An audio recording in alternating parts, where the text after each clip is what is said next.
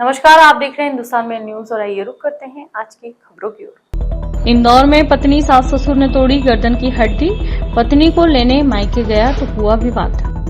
गरबा करते समय नाम बदलकर आया युवक पकड़ाया, देवास से 4 दोस्तों के साथ आया था युवक। इंदौर में वाहन चोरों को पकड़ा गया, अवैध हथियार भी बरामद, राजेंद्र नगर पुलिस द्वारा की गई कार्रवाई। पटाखा दुकान के लाइसेंस के लिए कलेक्टर की प्रतिक्रिया, दिवाली महापर्व की तैयारी शुरू हो गई। ससुराल से लौटते समय बदमाश ने मचाया उत्पात, सीसीटीवी कैमरे में हुआ कैद, एमआईजी थाना क्षेत्र का है मामला। शहर के बजरिया मटन मार्केट में 14 दुकानें सील, बकाया राशि पर निगम की कार्रवाई। इंदौर को मिलेगी 2 फ्लाईओवर की बड़ी सौगात, 14 अक्टूबर को मुख्यमंत्री कर सकते हैं उद्घाटन।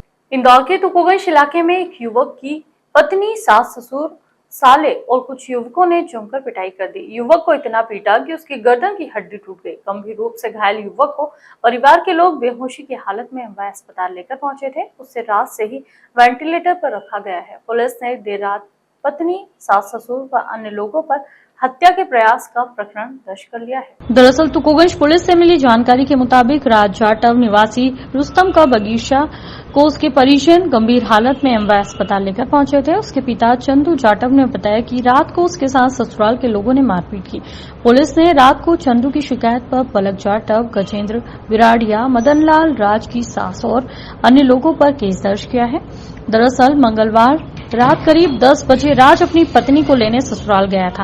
रात में कॉलोनी में रहने वाले लड़कों ने घर आकर बताया कि राज के साथ उसके ससुराल के कुछ लोग मारपीट कर रहे हैं। उसकी पत्नी और अन्य लोग उसे डंडे और लात घूंसों से पीट रहे थे। जब उन्हें रोकने गए तो उन्होंने जान से मारने की धमकी दी। अन्य लोगों की मदद से बेटे को उठाकर अस्पताल लाया गया। यहां उसके दोनों पैर, हाथ और गर्दन की हड्डी में फ्रैक्चर बताया गया है। अपनी पलक जाटव अपनी ससुराल में जाके लड़ाई लड़के रहने लगी थी, तो वो कल अपनी पत्नी को लेने गया था शीतला माता मंदिर के पास, वहीं रुस्तम के बगीचे में। तो वहां पे उसके पत्नी पलक जाटव ने, उसकी सास ने, उसके साले गजेंद्र ने और ससुर मदन लाल ने उसकी पिटाई कर दी है। उसकी पिटाई होके वो जब उसके परिवारजन पहुंचे तो वो उसको लेके हॉस्पिटल गए। वहां से साना आया था, जांच पर से अपराध कायम किया गया है, जिसमें यह पाया गया है कि राज के द्वारा जब पलक जाटव को ससुराल ले जाने के लिए मौके पर गया तो उसके पास ससुराल जनों ने उसकी पिटाई कर दी है, उसको चोट आई है। इसके आधार पर मुकदमा कायम कर लिया गया और अग्रिम विवेचना। निपानिया में एक गरबा पांडाल में मंगलवार रात बजरंग दल के कार्यकर्ताओं ने एक युवक को पकड़कर उसकी जमकर पिटाई कर दी। बता दें कि वर्ग विशेष का युवक पंकज बनकर यहां घुसा था। शक होने पर जब उसे पकड़ा तो उसने अपना नाम आसिम बताया। देर रात उसे पुलिस के सुपुर्द किया गया। पुलिस ने उस पर प्रतिबंधात्मक कार्रवाई की है। जानकारी के अनुसार लसूड़िया इलाके के निपानिया में चल रहे टीजीएल गरबे में रात को बजरंग दल के कार्यकर्ता पहुंचे। यहां एक लड़के को पांडाल से पकड़ा गया। पूछताछ के दौरान उसने अपना नाम पंकज बताया, लेकिन जब उससे आईडी मांगी गई तो वह आनाकानी करने लगा। बजरंग दल के कार्यकर्ताओं ने जब उसे पीटा तब वहां देवास का आसिम नागौरी निकला। बाद में उसे पुलिस के सुपुर्द कर दिया गया। जब पकड़ने पर गौरव उर्फ आसिम से पूछा गया कि यहां क्यों आया है तो उसने बताया कि देवास से 4 दोस्त उसे लेकर आए थे, लेकिन बजरंगियों के आने पर वे भाग गए।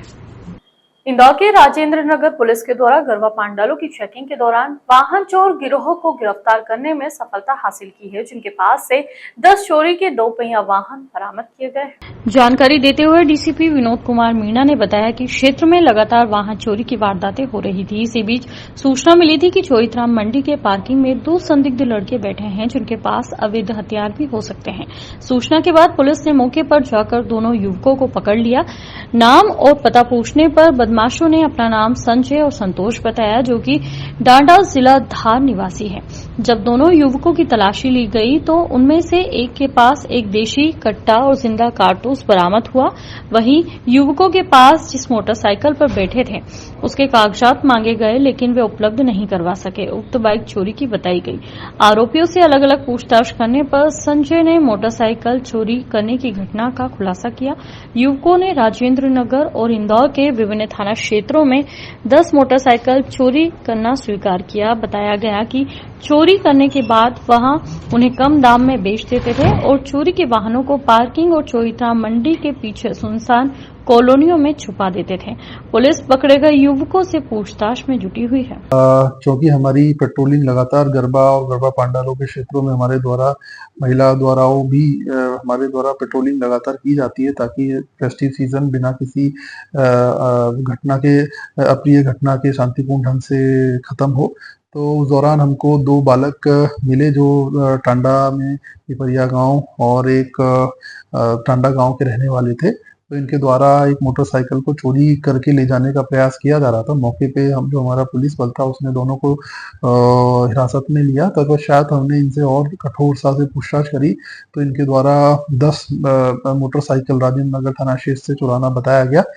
उस 10 में से 6 मोटरसाइकिल थाना राजेंद्र नगर की निकली हैं और बाकी और मोटरसाइकिल के विषय में संबंधित थानों को नोटिफाई किया गया है। इंदौर में पुलिस के द्वारा आपराधिक घटनाओं को रोकने के लिए कई तरह की टीम बनाकर शहर के विभिन्न क्षेत्रों में निगरानी की जा रही है, लेकिन बदमाश भी पूरी तरह से पुलिस की सुरक्षा व्यवस्था को चुनौती देते हुए खुलेआम डंडे और लोहे के सरियों से तोड़फोड़ करते हुए सीसीटीवी में कैद हुए हैं। इस पूरे मामले की जानकारी देते हुए एडिशनल डीसीपी राजेश दंडोतिया ने बताया कि एमआईसी थाना क्षेत्र स्थित सोमनाथ की चौल में रहने वाला रोहन नामक बदमाश अपनी पत्नी को लेने ससुराल गया था और वहां अपने कुछ साथियों को भी ले गया। ससुराल में तोड़फोड़ करने के बाद जब वो कॉलोनी वापस आया तो उसने गाड़ियों में तोड़फोड़ की। इसके अलावा रास्ते में चलते हुए कुछ वाहन चालकों से भी टकराकर विवाद किया।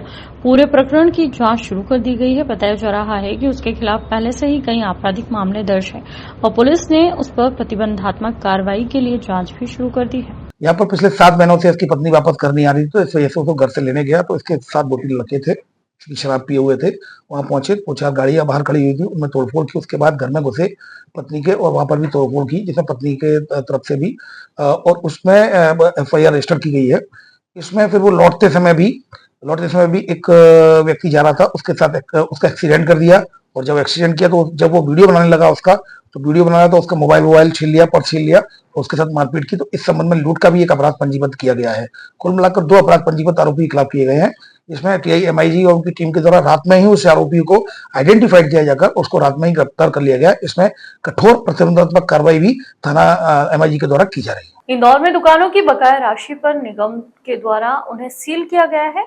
अधिकारियों के मुताबिक कार्रवाई लगातार जारी रहेगी। निगम आयुक्त शिवम वर्मा के निर्देशानुसार निगम दुकानों का किराया बकाया होने पर किराया वसूली के लिए निगम द्वारा लगातार कार्रवाई की जा रही है। बता दें, उपायुक्त लता अग्रवाल ने बताया कि इसी क्रम में मार्केट विभाग की दुकानों का किराया वर्षों से जमा नहीं किया गया था और कई बार सूचित करने के बावजूद भी दुकानदारों ने किराया जमा नहीं करवाया। इसके चलते बजरिया मटन मार्केट स्थित कई दुकानों पर कार्रवाई की गई है।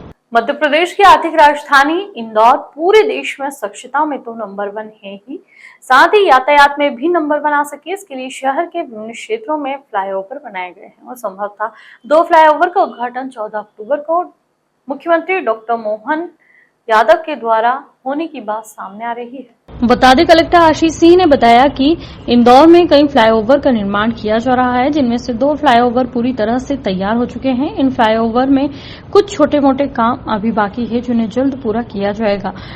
मुख्यमंत्री डॉक्टर मोहन यादव 14 अक्टूबर को इंदौर आगमन पर इन दोनों फ्लाईओवर की सौगात शहर को दे सकते हैं। देखिए, अभी एक माननीय मुख्यमंत्री जी का दौरा प्रस्तावित है 14 को, हालांकि अभी तक आधिकारिक कार्यक्रम नहीं आया है, जिसमें जो 2 फ्लाईओवर हमारे अभी बनके तैयार होने वाले हैं और 2 भुजाएं अन्य फ्लाईओवर्स की लगभग बनके तैयार है। हालांकि सभी में कुछ न कुछ काम बचा हुआ है। अगले 2-3 दिनों में हम लोग इसको पूरा करके और 14 को लोकार्पित कराने की योजना है, अगर आधिकारिक कार्यक्रम माननीय मुख्यमंत्री जी का प्राप्त होता है। दशहरे के साथ ही दिवाली महापर्व की तैयारी शुरू हो जाएगी। इसको लेकर प्रशासन भी आतिशबाजी की दुकानों और फैक्ट्रियों को लेकर विभिन्न तरह के निरीक्षण और कार्रवाई में जुट गया है। इंदौर कलेक्टर आशीष सिंह ने पटाखे की दुकान के लिए लाइसेंस संबंधी प्रक्रिया सहित पटाखा फैक्ट्रियों के लिए मीडिया के सामने आज तमाम तरह की जानकारियां दी। देखिए, जितने भी इस प्रकार के सील करके जिनके लाइसेंस निरस्त हो गए हैं, तो लाइसेंस निरस्ती के खिलाफ अपील का प्रावधान है जो सक्षम प्राधिकारी के पास में होता है। तो अगर अपीली अधिकारी जिनके पास अपील करी गई है उनके तरफ से कोई खोलने का आदेश आता है तो वो हमारे द्वारा उसका कंप्लायंस करें।